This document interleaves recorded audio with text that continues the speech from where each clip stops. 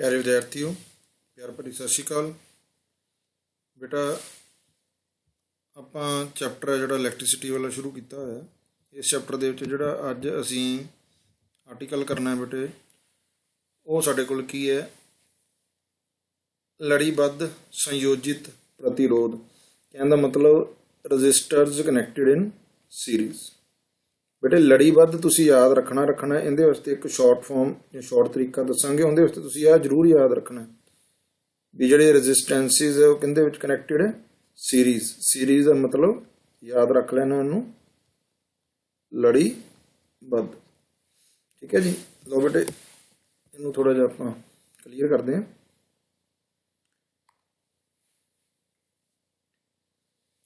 देखो बेटे अपने को की है, जो असी सर्किट दे विच डील कर रहे हैं, सर्किट बना रहे हैं जां, तो अपने को दो टर्म्स नाल असी जिहड़ा वरत रहे हैं।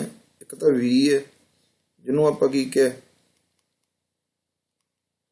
पोटेंशियल अंतर,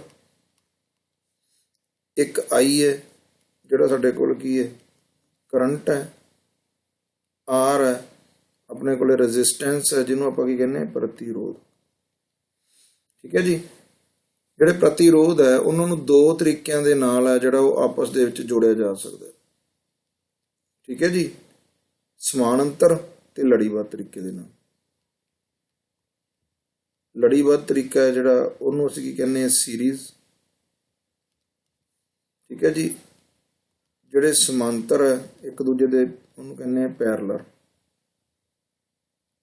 ਪਹਿਲਾਂ ਅਸੀਂ ਇਹ ਆਰਟੀਕਲ ਕਰਨਾ सीरीज।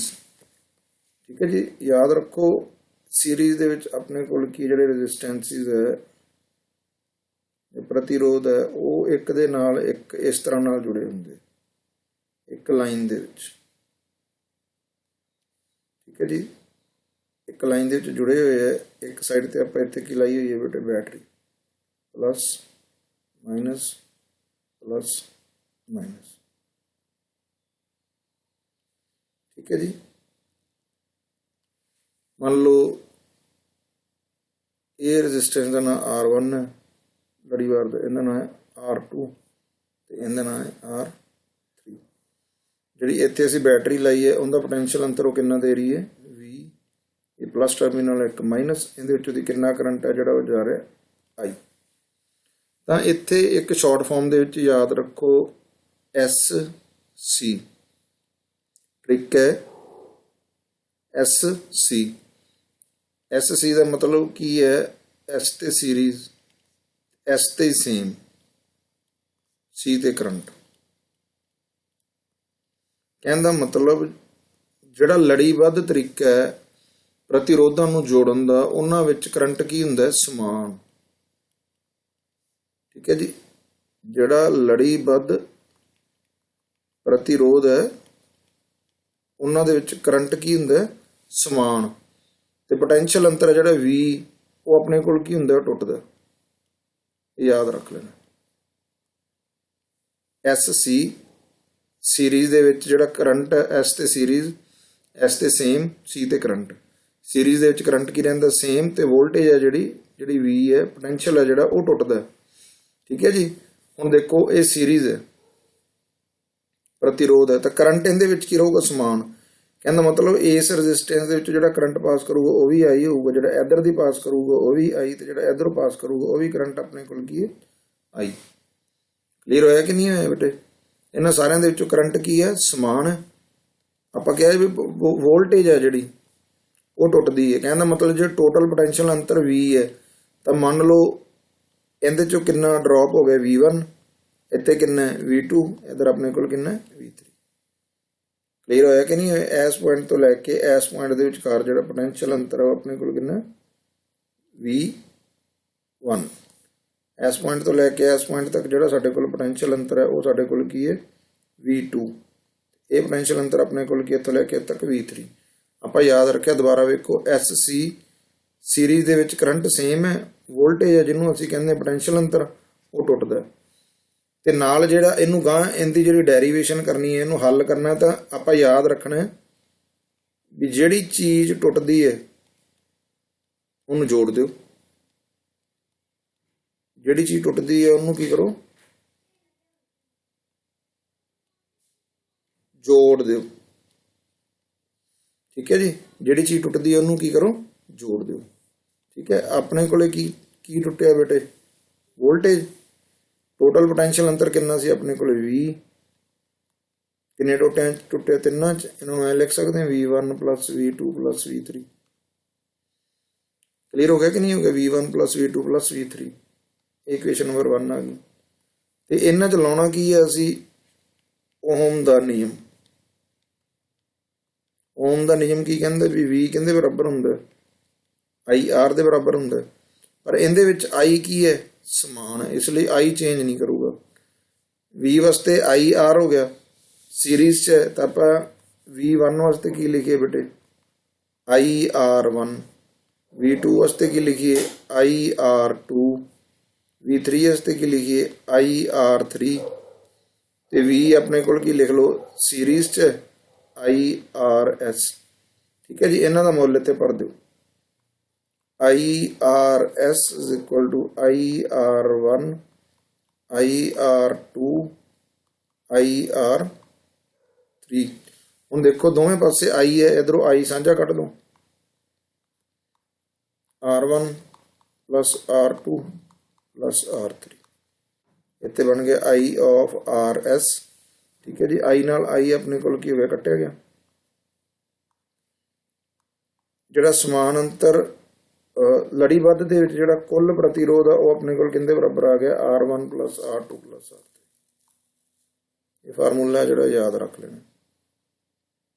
ਇਹਦਾ ਮਤਲਬ ਲੜੀਬੱਧ ਦੇ ਵਿੱਚ ਕੀ ਹੁੰਦਾ, ਜਿਹੜਾ ਵੀ ਪ੍ਰਤੀਰੋਧ ਦਿੱਤਾ ਹੁੰਦਾ ਉਹ ਸਾਰੇ ਪ੍ਰਤੀਰੋਧ ਆਪਸ ਦੇ ਵਿੱਚ ਸਧਾਰਨ ਤੌਰ ਤੇ ਕੀ ਹੋ ਜਾਂਦੇ, ਜੁੜ ਜਾਂਦੇ, ਆਪਸ ਕੀ ਹੁੰਦੇ, ਜੁੜ ਜਾਂਦੇ। ਇਹ ਆਪਾਂ ਯਾਦ ਰੱਖ ਲੈਣਾ। ਠੀਕ ਹੈ ਬੇਟੇ, ਦੇਖੋ ਇਹੀ ਆਰਟੀਕਲ ਆ ਜਿਹੜਾ ਇੱਥੇ ਹੱਲ ਕੀਤਾ ਗਿਆ,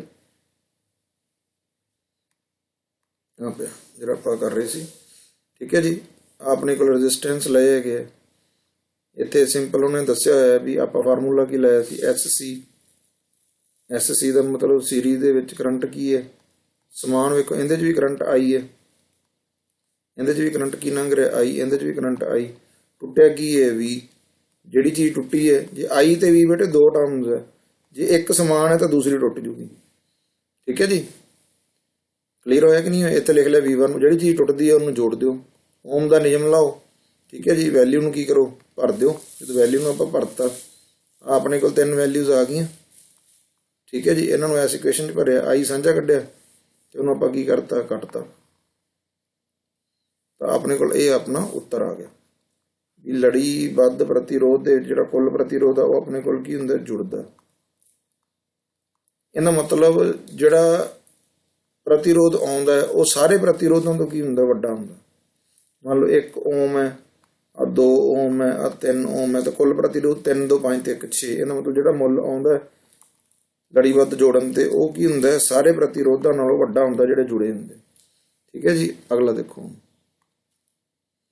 ਹੁਣ ਆਪਣੇ ਕੋਲ ਕੀ ਹੈ, ਸਮਾਨਾਂਤਰ ਪ੍ਰਤੀਰੋਧ।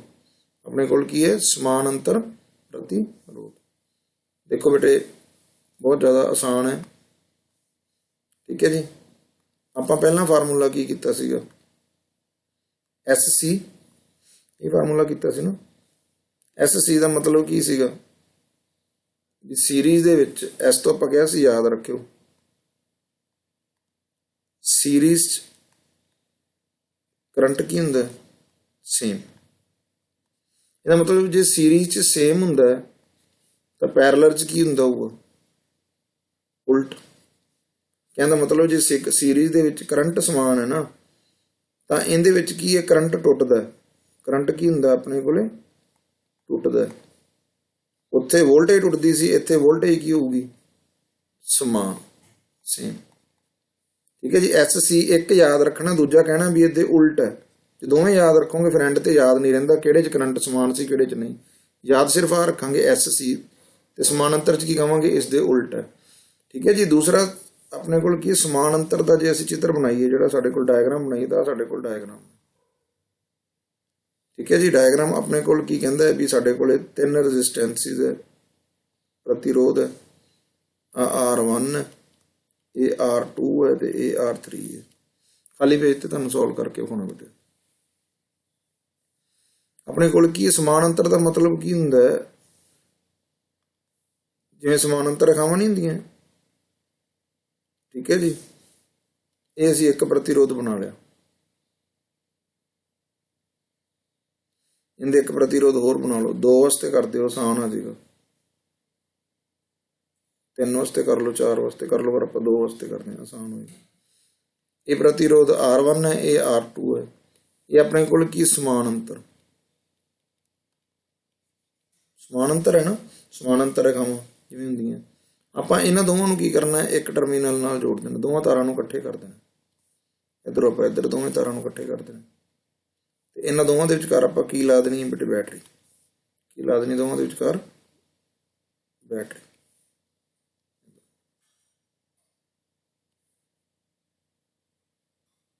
ਠੀਕ ਹੈ ਜੀ, ਇਹਦੇ ਵਿਚਕਾਰ ਆਪਾਂ ਲਾਤੀ ਬੈਟਰੀ। ਬੈਟਰੀ ਆਪਣੇ ਕੋਲ ਕੀ ਬਣਾਉਂਦੀ ਹੈ? ਪੋਟੈਂਸ਼ੀਅਲ ਅੰਤਰ। ਬੈਟਰੀ ਕੀ ਪੈਦਾ ਕਰਦੀ ਹੈ? ਪੋਟੈਂਸ਼ੀਅਲ ਅੰਤਰ V। ਇਹ ਪਲੱਸ ਟਰਮੀਨਲ ਹੈ, ਇਹ ਮਾਈਨਸ। ਕਰੰਟ ਕਿਹੜਾ ਆ ਰਿਹਾ? I। ਆਪਾਂ ਇਹਦੇ ਵਿੱਚ ਕੀ ਕਿਹਾ ਸੀ? ਕਰੰਟ ਟੁੱਟਦਾ। ਜਦੋਂ ਕਰੰਟ ਇੱਥੇ ਆਵੇਗਾ ਬੇਟੇ, ਸਮਾਨ ਅੰਤਰ ਦੇ ਵਿੱਚ ਕੀ ਹੁੰਦਾ ਹੈ? ਕਰੰਟ ਦੇ ਲੰਘਣ ਲਈ ਇੱਕ ਤੋਂ ਜ਼ਿਆਦਾ ਰਾਸਤੇ ਹੁੰਦੇ। ਦੇਖੋ ਕਰੰਟ ਇੱਧਰ ਵੀ ਜਾ ਸਕਦਾ, ਕਰੰਟ ਇੱਧਰ ਵੀ। ਇਹ R1 ਹੈ, ਮੰਨ ਲਓ ਇੱਧਰ ਕਰੰਟ ਕਿੰਨਾ ਗਿਆ? I1। ਇੱਧਰ ਕਰੰਟ ਕਿੰਨਾ ਗਿਆ? I2। ਠੀਕ ਹੈ ਜੀ, ਇੱਧਰ ਕਰੰਟ ਕਿੰਨਾ ਗਿਆ? I1 ਤੇ ਇੱਧਰ ਕਰੰਟ ਕਿੰਨਾ ਗਿਆ? I2। ਹੁਣ V ਇਹਦੇ ਵਿੱਚ ਕੀ ਸਮਾਨ, ਆਪਾਂ ਜਿਹੜੀ ਚੀਜ਼ ਕਹੀ ਹੈ ਵੀ ਜਿਹੜੀ ਚੀਜ਼ ਟੁੱਟੇ ਉਹਨੂੰ ਜੋੜ ਦਿਓ, ਤੇ ਇੱਥੇ ਟੁੱਟਿਆ ਕੀ ਹੈ ਬੇਟੇ? ਕਰੰਟ। ਇਹਦਾ ਮਤਲਬ ਅਸੀਂ ਇਹਨੂੰ ਐਂ ਲਿਖ ਸਕਦੇ ਹਾਂ, I ਬਰਾਬਰ ਹੈ I1 ਪਲੱਸ I2। ਠੀਕ ਹੈ ਜੀ, I1 ਤੇ I2 ਦਾ V ਆਪਣੇ ਕੋਲ ਕੀ ਹੈ? ਇੱਥੇ ਸਮਾਨ। ਓਮ ਦਾ ਨਿਯਮ ਲਾਓ।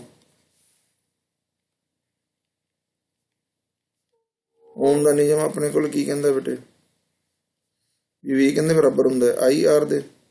ਹੁਣ V ਸਮਾਨ ਹੈ, ਪਹਿਲੇ ਵਾਸਤੇ ਜੇ ਵੈਲਿਊ ਕੱਢੀਏ, I ਦੀ ਵੈਲਿਊ ਕੱਢੀਏ, ਤਾਂ ਉਹ ਆਪਣੇ ਕੋਲ ਕੀ ਹੋਊਗੀ? V/R ਬਰਾਬਰ I ਦੇ ਬਰਾਬਰ ਹੋਊਗਾ। ਹੁਣ ਪਹਿਲੇ ਵਾਸਤੇ ਵੈਲਿਊ ਕੱਢੀਏ ਤਾਂ I1 R1 ਕਿਉਂਕਿ V ਸਮਾਨ ਹੈ। ਸਿਮਿਲਰਲੀ I2 ਦੀ ਵੈਲਿਊ ਕੀ ਹੋਊਗੀ? V/R2 ਕਿਉਂਕਿ V ਸਮਾਨ ਹੈ। I2 ਹੀ ਲਏ ਆਪਾਂ, ਠੀਕ ਹੈ। 3 ਲਓਗੇ, 3 4 5 ਜਿੰਨਾ ਮਰਜ਼ੀ ਲਈ ਚੱਲੋ। ਹੁਣ ਇਹਨਾਂ ਦੀ ਵੈਲਿਊ ਇੱਥੇ ਭਰੋ, ਇਹਦੀ ਵੈਲਿਊ ਆਪਾਂ ਇੱਥੋਂ ਭਰ ਦਈਏ। ਠੀਕ ਹੈ ਜੀ, ਜਦੋਂ ਆਪਾਂ ਪਹਿਲੀ ਇਕੁਏਸ਼ਨ ਦੇ ਵਿੱਚ ਇਹਦਾ ਮੁੱਲ ਭਰਿਆ ਤਾਂ ਸਾਡੇ ਕੋਲ ਕੀ ਬਣ ਗਿਆ? I ਦੀ ਥਾਂ ਤੇ ਆਪਾਂ ਵੈਲਿਊ ਭਰੀ ਆਵਲੀ, I ਕਹਿੰਦੇ ਬਰਾਬਰ V/R। ਸਮਾਨ ਅੰਤਰ ਹੈ, ਇੰਗਲਿਸ਼ ਕਹਿੰਦੇ ਪੈਰਲਰ, ਤੇ RP ਲੈ ਲਿਆ। ਇਹ ਬਣ ਗਿਆ V/R ਆਫ P ਬਰਾਬਰ ਹੈ V/ ਪਹਿਲੀ ਇਕੁਏਸ਼ਨ R1 ਪਲੱਸ V/R2। ਇੱਧਰੋਂ V ਆਪਾਂ ਸਾਂਝਾ ਕੱਢ ਲਿਆ। ਠੀਕ ਹੈ ਜੀ, ਜਾਂ ਸਿੱਧਾ ਹੀ ਆਪਾਂ ਕਹੀਏ ਵੀ ਦੋਵੇਂ ਸਾਈਡ ਤੇ V ਆਪਣੇ ਕੋਲ ਕੀ ਹੈ? ਇੱਧਰ ਕਾਮਨ ਨਿਕਲ ਕੇ ਕੀ ਹੋਊਗਾ? ਕੱਟਿਆ ਜਾਊਗਾ, ਸਾਂਝਾ ਨਿਕਲ ਕੇ। ਤਾਂ ਕੀ ਬਣ ਗਿਆ? 1/RP ਬਰਾਬਰ ਹੈ 1/R1 ਜਮਾ 1/R2। ਇਹਦਾ ਆਪਾਂ ਲਘੁੱਤਮ ਲੈ ਲਈਏ ਤਾਂ ਕੀ ਬਣ ਗਿਆ? ਜਿਹੜੀਆਂ ਥੱਲੇ ਟਰਮਸ ਹੁੰਦੀਆਂ ਉਹਨਾਂ ਦੀ ਗੁਣਾ ਕਰ ਦਈਦੀ ਹੈ। ਜਿੱਥੇ ਜਿਹੜੀ ਚੀਜ਼ ਹੈਗੀ ਉਹਨੂੰ ਛੱਡ ਦਈਦਾ, ਦੂਜੀ ਚੀਜ਼ ਉੱਤੇ ਲਿਖ ਦਈਦੇ R2। ਇੱਥੇ R2 ਹੈਗਾ ਤਾਂ ਇੱਥੇ R1 ਆ ਜੀ।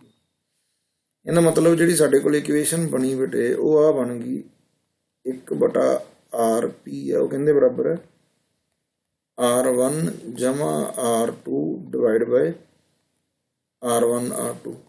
RP ਦੀ ਵੈਲਿਊ ਕੱਢਣੀ ਹੈ, ਤੇ ਇਹਨੂੰ ਆਪਾਂ ਕੀ ਕੀਤਾ? ਉਲਟਾ ਦਿਓ।